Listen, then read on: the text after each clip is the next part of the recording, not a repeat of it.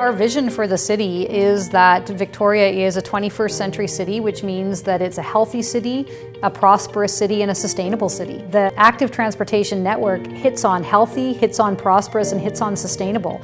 The vision is grander than bikes, and it's well-being infrastructure. We can build cities that create well-being. We can build cities that give people options, and we can build cities that are much more livable than 20th century cities. 20th century cities, if you look at them, there's a whole bunch of infrastructure dedicated to moving people in single occupancy vehicles and not much infrastructure dedicated to people walking, people cycling, and people taking transit. It started with a vision of how do we make it easy and safe for people of all ages and abilities to move throughout the city.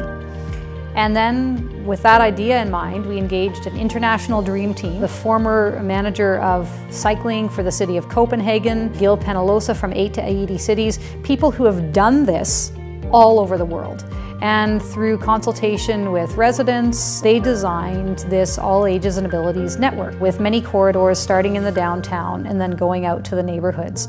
So there was extensive discussion, extensive consultation to land on the network. The transportation network, whether it's bikes, pedestrians, vehicles, parking, goods and services, connections to the other municipalities, all has to function as a system. And it has to be balanced and has to work together. And that means we have to keep improving transit. And we have to do the same thing with bikes, and we have to still provide space for people that have mobility challenges, and we still have to get our goods and services around the city. In addition to the health and wellness benefits, it's the prosperity creation that I'm really excited about. In every city in the world where they've created high quality active transportation infrastructure, it's actually good for business.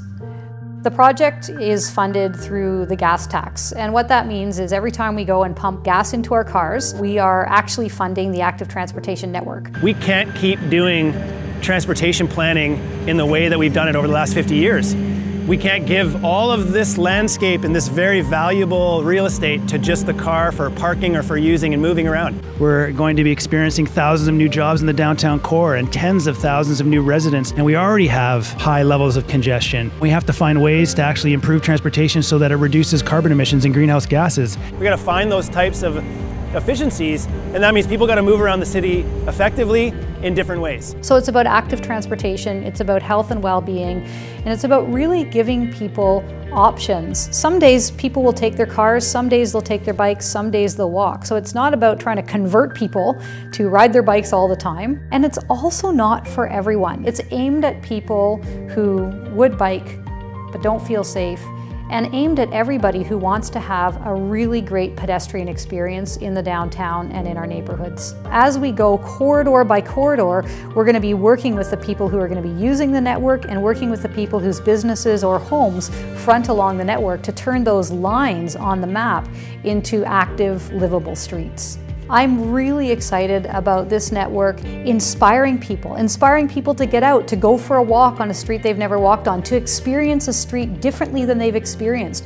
I'm really excited that 8-year-olds and 80-year-olds will feel safe to bike on our city streets. That's great. The city is for everyone. And if you look around the world at the most inspiring cities, they're cities that are places for people.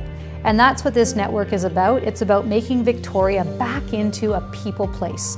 Human scale, well-being generating, and prosperous.